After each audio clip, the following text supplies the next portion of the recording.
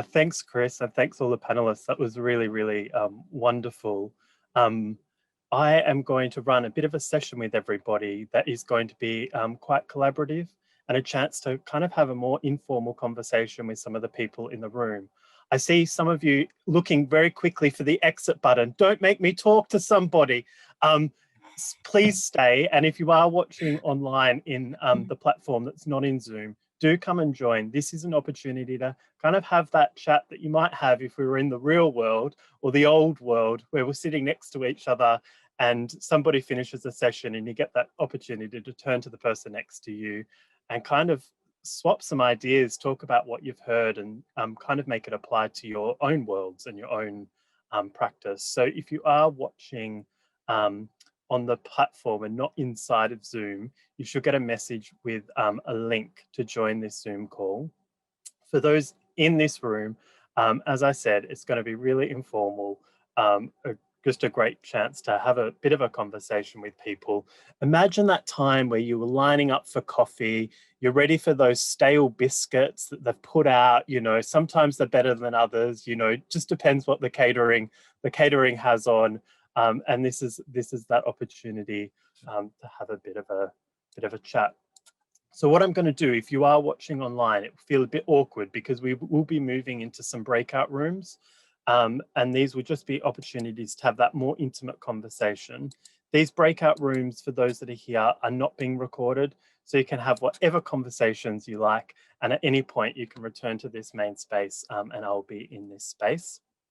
The first conversation I'd love you to kind of have is really up to you, but it is that moment, the panel's just finished, and it's that opportunity to talk about what was it that kind of resonated with you? How does it apply to your own work? And you might even pick up that question that Chris asked at the end, is what would success look like? So I'm going to open those breakout rooms now. You'll get a 60-second timer when the time is up. You can use all that time, so you don't have to rush back into this main space. I'll open those rooms. You should get a little pop-up notification that asks you to join the breakout room, and we'll move through them quite quickly. So, on your marks, get set, go. Welcome back, everybody. It's always quite abrupt and rude when you get dragged out of that breakout room. I'm hoping it interrupted some good conversations and there were some nice connections happening across the space. Did anybody want to share any of the conversations, just any headlines? We'll spend a couple of minutes if anybody just wanted to share. Andrew, happy to share. Yeah, I'd love that. I am Michael Joseph. I work for Brunel University. I focus on healthcare, medtech partnerships and research innovation. So we had a colleague from Bournemouth, had a colleague from Southampton, and I am from Brunel. So, 3 universities meeting in these fascinating virtual places. So in terms of one observation we had, that the language we use in academia, and also when we go for commercialization with SMEs or charities. So it's very important, especially, I worked in private sector 18 years. So, sometimes, the very first 30 seconds you see that it is not really coming for a partnership with the language we use especially some of the hardcore researchers. So there's lots of role, responsibility for us as partnership managers to also support our academics and also share that our business development partnership experience. And sometimes academics also to learn new things, researchers to learn new approaches. So I just thought, to highlight that part coming from, I know all the 3 universities we discussed, we have experience, but also we face challenges as well. Amazing, thank you. Just an opportunity to encourage anybody that is watching and not in the Zoom space to do come and join us. You never know, you might make the next collaborator that you're going to go on and make amazing and magic things with. You never know in these things. Does anybody else want to share anything that came up in their space with the bigger group? And totally okay if you don't. Go on, Annie. So it's not really a chat. I just wanted to respond actually to Michael's comment there. I think the communication and the language is probably a good 75% of actually, you know, trying to sort of connect the research with the SMEs, and also connect the researcher with, or academic, with the idea of commercialisation. And when I first started on this, commercialisation across social sciences and arts and humanities was seen as quite a dirty word. And I've kind of followed that tack for quite a bit. But now I've turned it around, because what obviously needs to happen is that commercialisation needs to happen regardless of what the end point is for your business. So even charities, if we think of people like Oxfam, if we think about our own universities, which are charities, they all have to be commercial. They have to be, in order to operate and to generate an income. But it's actually how that income is actually distributed, which is the difference, I think, for a lot of social sciences and arts and humanities academics. So I've in my own work, I've kind of reframed that, and I'm trying to turn commercialisation into a positive thing, and allowing people to have control over what that might be as the end point for them. Amazing. Anybody else? George, you've come off mute. Did you want to share something with the... Yeah, no, well, actually, I had the conversation with Annie. So, you know, we were talking about how sort of shape innovations often have different endpoints to STEM innovations. So you may be trying to form a social enterprise. You might actually have some sort of, I think Annie called it tacit know-how, that actually you can't necessarily sell, but actually if other people start to use, like consultants and things, you're developing benefit. And I think the other aspect is that we're working on in my program in UKRI around healthy aging, is that we're often with social sciences trying to work, if you like, in a bottom-up economic situation, so working in difficult sort of scenarios, rather than, if you like, a trickle-down economics that you get with a typical STEM, where innovations come in, they're expensive, people who can afford them buy them, you know, and you think of the iPhone or the smartphone or whatever, and as volumes grow, the price comes down and they become more pervasive. We're often trying to work at the bottom up, saying, let's take on the most challenging things and make a difference there with the outcome, and then try and understand what's the value of that, and how do we get someone to recognize that value and essentially pay for it. Amazing, thank you. And we're going to go into another breakout room. You'll hopefully be with a different set of people. And this is an opportunity to find those connections, I think, between what you're doing and your different kind of ideas, the different challenges that you're coming up against, and seeing where there's similarities and when there is differences, and just kind of work through what some of those things might be from your different disciplines, your different backgrounds, and yeah, see where we land. I'm going to open those breakout rooms now. I'll stay in this main space. If anybody has any troubles, come back into here. Otherwise, I'll see you in 5 minutes. Welcome back, everybody. Welcome back. I think that's every breakout room now.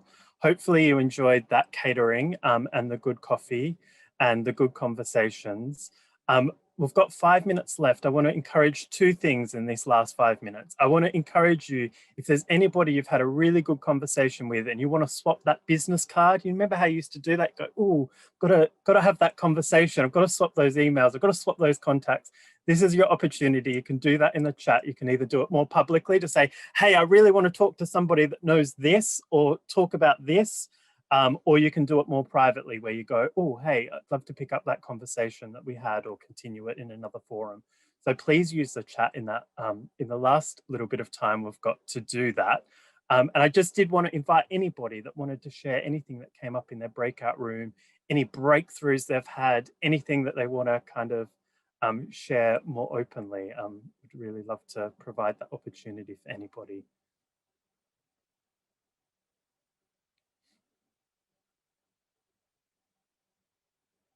You're all too busy with the catering. Yeah, Actually, we have a colleague from Australia, because all the way from she was in our group. I'm sorry, I'm putting her in spotlight, because all the way from Australia, I think we should give Kate a chance. Go for it, fellow Aussie. Thank you. I've really enjoyed being part of this session. I was saying in the breakout groups, I feel like I found my tribe. It can be a little lonely sometimes working in this space. So it was wonderful to connect. I guess I just offer one thing around those who might be in business development roles or commercialization roles like myself in these shape areas. I've actually found we have a lot to add to the broader commercialization team. Most of their challenges often come down to trust and relationship issues with researchers and partners. And I find that kind of comes quite intuitively to those of us who are working in the shape space. And so that's something that I would think about within your own teams of what you add to the STEM or health areas that they can learn from you. It's not just the other way. Thanks, Kate, for sharing and for joining it.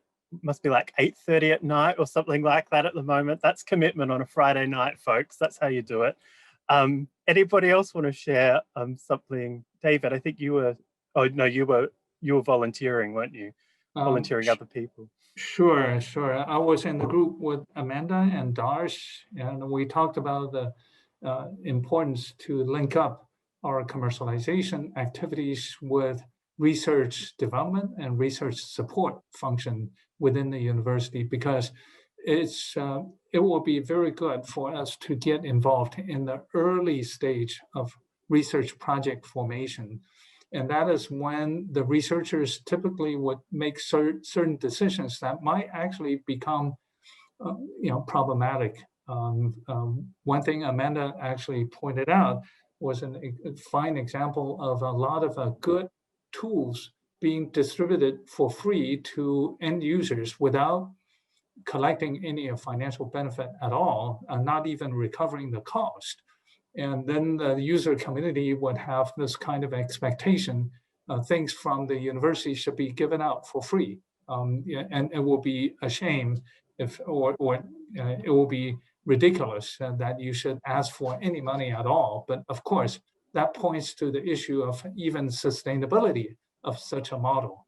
You cannot keep doing things for free forever. And you also need some resources to come back to the research group to allow further research and enhancements and what have you. And therefore, that is a very good example of how the early engagement with the research activity could possibly reshape the direction of some of the discussions or the setup, the frameworks, the parameters.